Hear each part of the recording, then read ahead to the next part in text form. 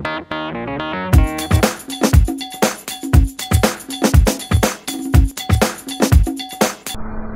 welcome to Debate of the Nation. I'm your host, Mary Thomas. Today's topic is whether or not capitalism benefits society. We have the most qualified debaters to participate with us today.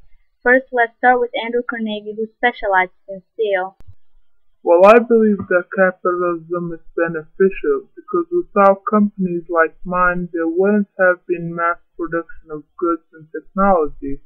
For example, tracks that are used to make the railroad tracks and simple things like the utensils we use to eat today.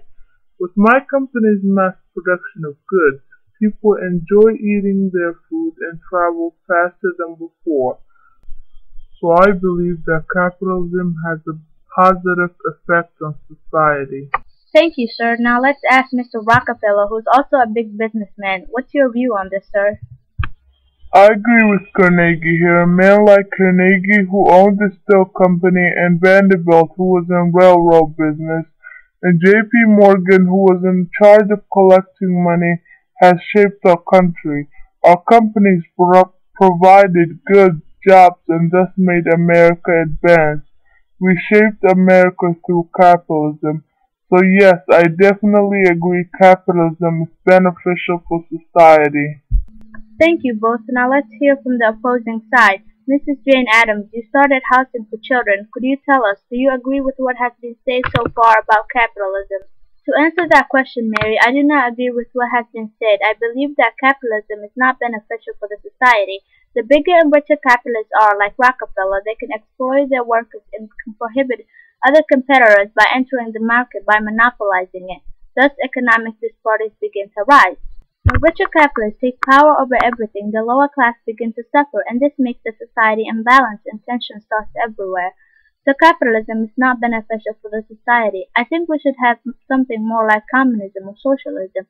With communism, the robber barons wouldn't have been able to overtake others. Even with socialism, the whole community would have been able to regulate them as a whole. That was well said, Mrs. Jane. Thank you. Let's hear from Lynn Lian, a Chinese woman who migrated to America. Lynn? Totally agree with Jen in this matter. I mean, capitalism is not beneficial for everyone in the society because it doesn't help the lower class people. They say they make jobs for us, but the suffer the workers get from working for these robber barons is not comparable with their salaries.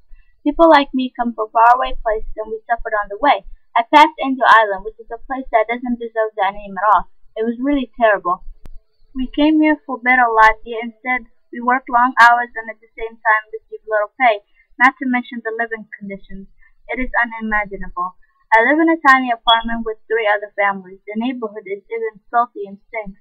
So I conclude capitalism is not beneficial for the society.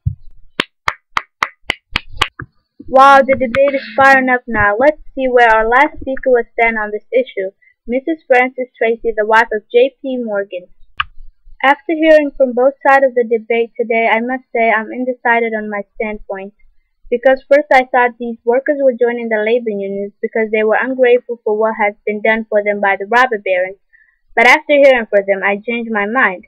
But that doesn't mean I agree with the other side either. Before the Industrial Revolution, there weren't any factories around, so the production of goods was slow and the transportation was slow. So by this thinking, we could say capitalism is beneficial. But I can't decide at this moment. I need to ponder on this some more. Well, thank you all for your time, debaters, and thank you for listening. That's all the time we have today on Debate of the Nation.